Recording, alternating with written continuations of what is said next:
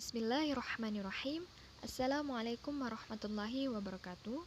Perkenalkan, nama saya Amalia Rafa'ah dari Prodi Pendidikan Agama Islam dengan NIM 21111011151. Di video kali ini, saya ingin membahas materi mengenai peradaban Islam di masa dinasti Umayyah.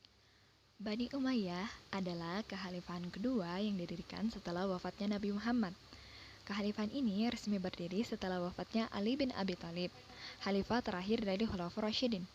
Pendiri dan khalifah pertama Bani Umayyah adalah Muawiyah bin Abu Sufyan yang menjadi gubernur Syam pada masa pemerintahan Umar bin Khattab dan Utsman bin Affan. Pemerintahan Bani Umayyah berlangsung lebih dari 3 abad yang dibagi ke dalam 2 periode, yakni periode pertama antara 661 sampai 750 Masehi dengan pusat pemerintahan di Damaskus. Kemudian periode kedua antara 756 sampai 1031 Masehi di Cordoba, Spanyol. Tidak hanya masa pemerintahannya yang lama, Daulah Umayyah memiliki sejarah yang sangat panjang. Sejarah lahirnya kekhalifahan Bani Umayyah diawali dengan krisis yang terjadi pada masa pemerintahan Khulafaur Rasyidin. Ketika Khulafaur Rasyidin dipimpin oleh Utsman bin Affan, umat Islam sempat mengalami era paling makmur dan sejahtera. Namun, pada periode kedua kepemimpinannya terjadi perpecahan dan pemberontakan karena jabatan-jabatan strategis di pemerintahan diberikan Utsman kepada keluarganya dari Bani Umayyah. Pada 655 Masehi, sekitar 1.500 orang bahkan datang ke Madinah untuk memprotes kebijakan Utsman. Utsman kemudian dibunuh oleh para demonstran yang menyerbu rumahnya. Khalifah Ali bin Abi Thalib yang berkuasa setelahnya berusaha mengatasi pemberontakan dengan menarik para amir yang sebelumnya diangkat oleh Utsman.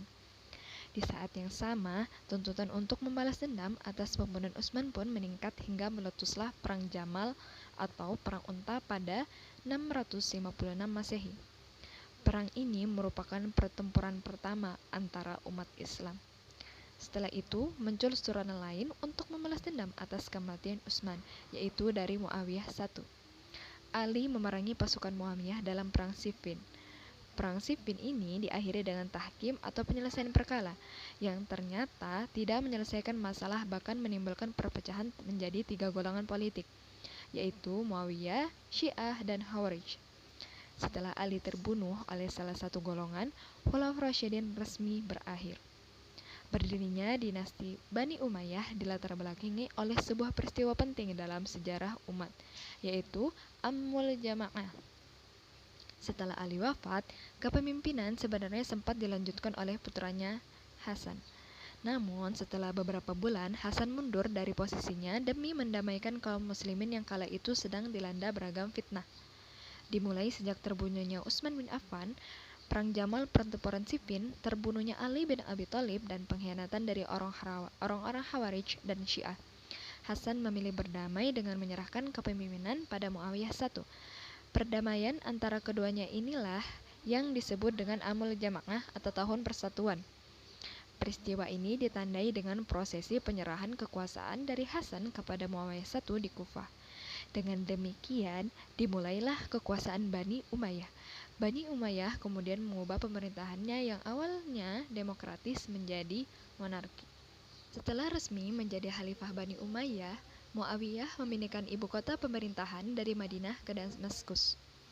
Muawiyah kemudian memfokuskan diri pada perluasan wilayah, hingga akhirnya berhasil menaklukkan seluruh kerajaan Persia, sebagian kerajaan Bizantium di Afrika, Khurasan, dan Afghanistan.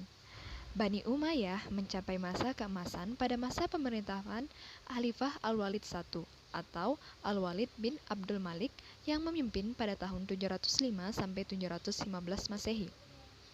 Pada masanya, pembangunan tidak hanya difokuskan pada perluasan wilayah tetapi juga membangun jalan raya, pabrik, gedung, masjid, dan panti asuhan. Ilmu agama dan pengetahuan juga berkembang pesat, dan umat Islam hidup dengan aman, makmur, serta tentram. Pada masa pemerintahan khalifah setelahnya, ekspansi wilayah Bani Umayyah terus berlanjut. Tidak heran apabila Bani Umayyah memiliki daerah sangat luas, baik di barat maupun timur, yang meliputi Spanyol, Afrika Utara, Suriah, Palestina, Semenanjung Arabia, Irak, sebagian wilayah Asia, Persia, Afghanistan, Pakistan, Turkmenistan, Uzbekistan, dan Kirgisistan. Perkembangan ilmu pengetahuan pada masa Bani Umayyah tidak terlepas dari Al-Farabi. Al-Farabi adalah salah seorang ilmuwan muslim pada masa Bani Umayyah yang berhasil menuliskan karya-karyanya yang hingga saat ini masih digunakan rujukan oleh ilmuwan-ilmuwan dari zaman modern. Selain mempelajari ilmu agama, para ilmuwan muslim dari masa Bani Umayyah juga belajar ilmu bahasa, kesenian, filsafat, geografi, sejarah, kimia, fisika, kedokteran, dan astronomi.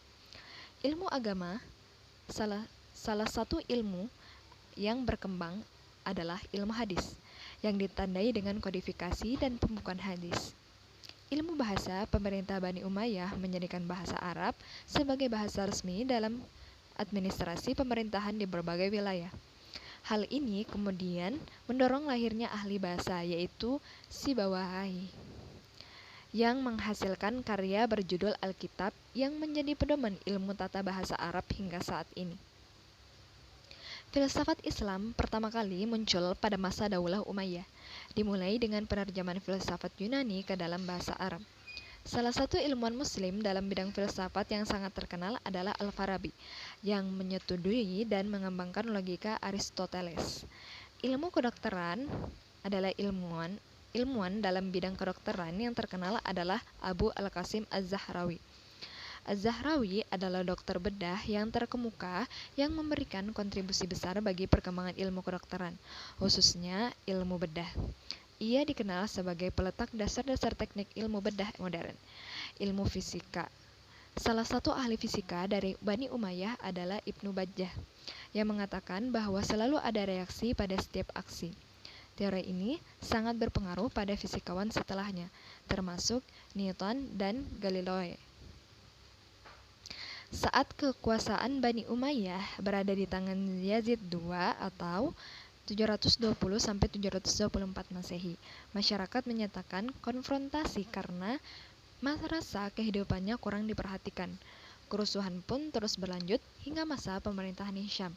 Bahkan muncul gerakan oposisi yang tidak berhasil dipadamkan. Setelah Hisham wafat, khalifah-khalifah selanjutnya tidak hanya lemah, tetapi juga bermoral buruk. Pada akhirnya, kekuasaan Bani Umayyah di Damaskus runtuh pada bulan Januari 750 Masehi, ketika Khalifah Marwan II dikalahkan oleh pasukan Abbasiyah di pertempuran Zabhulub. Setelah kalah, Marwan II melarikan diri ke Mesir dan akhirnya terbunuh pada bulan Agustus di tahun yang sama. Peristiwa itu menjadi tanda berakhirnya pemerintahan Bani Umayyah di Damaskus. Setelah pemerintahan Bani Umayyah di Damaskus runtuh, salah seorang keturunannya bernama Abdurrahman Ad-Dakhil berhasil melarikan diri ke Afrika Utara dan menyeberang ke Andalusia, Spanyol. Abdurrahman kemudian mulai membangun kekuasaan Bani Umayyah di Andalusia dan memusatkan pemerintahannya di Cordoba. Kekuasaan Bani Umayyah di Cordoba berakhir pada 1031 Masehi. Mungkin itu saja yang dapat saya sampaikan. Mohon maaf apabila ada kesalahan dalam penyampaian materi di video kali ini. Sekian dan terima kasih. Wassalamualaikum warahmatullahi wabarakatuh.